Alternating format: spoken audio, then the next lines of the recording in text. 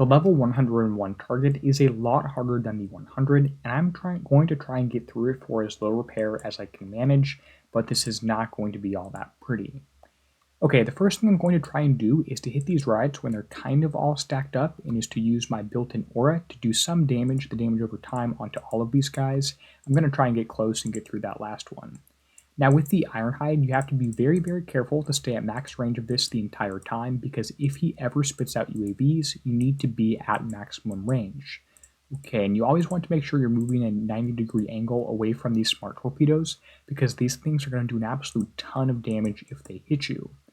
By the way, I'm going to show you my build and stuff at the end, although I would recommend watching the build tweak video I did as well as the level 100 video. That's going to be very helpful in understanding what's going on here. So I'd go watch those ones and come back to this one. Now one of the differences in that target is going to be the scatterguns right here. My goal with the scattergun is going to be to wait and hit the outside range of the scattergun just as the slow field has gone away and not go into range of the second one. That's going to be a lot easier said than done. We'll wait until that slow field pops up. He's going to go away, and I'll do some damage to that scattergun and try and run away just after you've done enough shots to kill it, but maybe before it's completely dead. 1 or 2 volleys onto my ships there is a lot of damage. I think Kixeye has been a little bit too damage happy here, and the damage on that one is too high.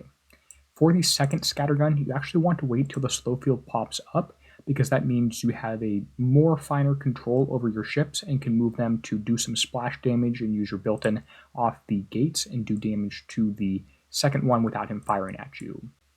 When they're alone, all you can do here is run at maximum range. If you want to do what I showed in the level 100 video and try and split off one ship, you're welcome to do that. I think that's a little bit too much driving for every single target. Okay, let's get close to the ships here, and again, the riots, there's nothing too tricky. Try and engage as few of them at one time as possible. It's theoretically possible that your 2 MDS-3s are going to get overwhelmed, although not very likely. And if you engage 2 of them when you're close, well, you can do some splash damage onto them, which I suppose is a nice thing. Okay, here's the next riot. Now, unfortunately, Kixeye has put a ton more scattergun turrets in the driving targets, which means that this guy right here is going to do some damage to me. I have to stay at maximum range from the UAV, but I also have to stay moving or the scattergun's going to hit me, which is a pretty hard combination, I would say. So here's the UAV, going to try and stay moving here, do some damage onto him, stay moving, and hopefully that's enough damage for all of those 2 turrets to go down. Not too worried about the third one, don't go into the red arc and you'll be fine on those. Again with the Ironhide, I'm going to get kind of close to this one, hit all the UAVs, 90-degree angle again to these smart torpedoes because those things are pretty wild. Move behind him here, kind of dodge those torpedoes. Should be 1 more set coming out right about now. Stay moving and you'll be pretty good against those. Luckily, the top 2 clusters here don't have any corrosive turrets and stuff in there. Watch out for the smart torpedoes. These 2 turrets don't have any clusters or corrosive turrets in this cluster, which is nice, although we do have more stuff to deal with later. Don't worry, there's plenty more damage in this target.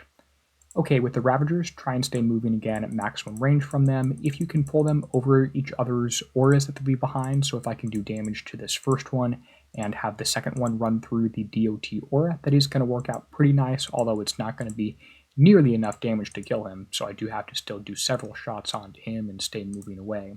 Unfortunately, all these ships are getting multiple volleys off at me, which is pretty disappointing. Same technique against the gate that I showed you earlier. Pick one of the 2 turrets. I'll pick the easier one to access. Get a maximum range from him and get ready to get into his range, do 1 or 2 shots and run away, just as the slow field goes away, and do your very best not to get into range of the second corrosive turret.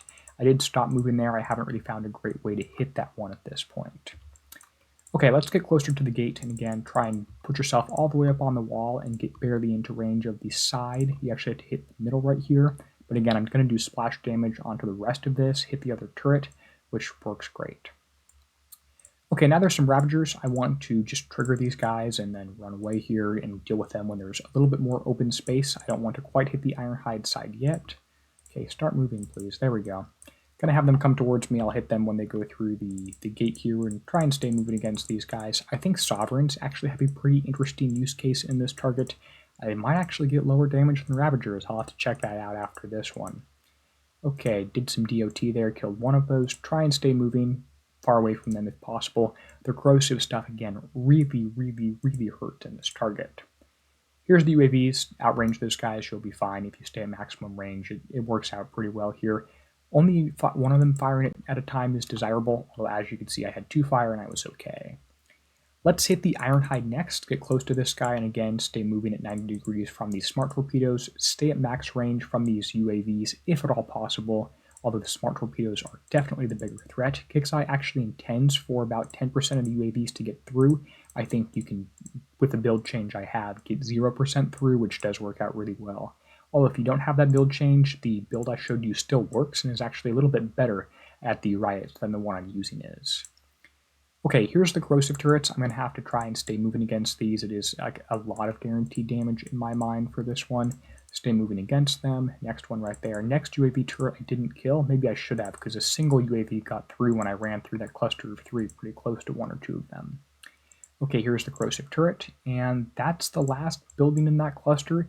That was an absolute ton of driving, just about 6 minutes worth to get through the target, which in my mind is too much. I don't really want to be driving that amount every single time.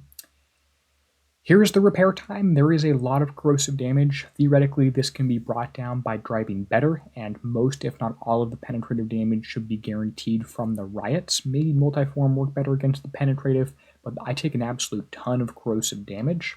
I am going to honestly blame some of this slightly on the build and being under-equipped, and some of it on the target, quite frankly, just being too hard with way too much guaranteed corrosive damage. Maybe I could try splitting my fleet like I showed you in the 100 video, but I don't think that that's relevant. Try every single time. It'd just be way too much driving. Here's the repair is 31 minutes. 31 minutes, and this is true, is not instant base repair. This is a ton of driving for not great results. Maybe if I spend 15 million more points, I can get other armors and such added. Here's the flagship. It's only U2 and has no armor. This is going to likely sit like this for the rest of the raid, which is unfortunate. Ship number 2 is an X1 ship with no armor. This got up to X1 for free through 5 tokens from the TLC, 1 token from the participation prize in pillage. Ship number 3 here is actually the one ship that's fully built. It has 2 MDS3s with countermeasure equipment 1. See the build tweak video for more info on that, but it's to give Gales more of a chance to fire before the MDS3 start firing. And then the last ship here is just a U2 ship and only has 1 armor. I ran out of time in a lot of cases because my labs were not fully done. Also, Kixeye's build changes meant that I had to change out this special here to countermeasure equipment 1, although if you have 2, it will still work. You'll just have more Gales to get through, but fewer missiles. And then this second ship here actually still has corrosive battery 3. There's the build there. If you do have any questions, go ahead and let me know in the comments below. If you have any other tips for the 101 that you want to share with people, go ahead and let people know in the comments below too. With that said, and until next time, I want to give a huge thank you to the channel members whose names appear on the end screen now. They're helping make videos like this one possible. With that said, and until next time, this is going to be Derpy, signing out, helping you be a better pirate.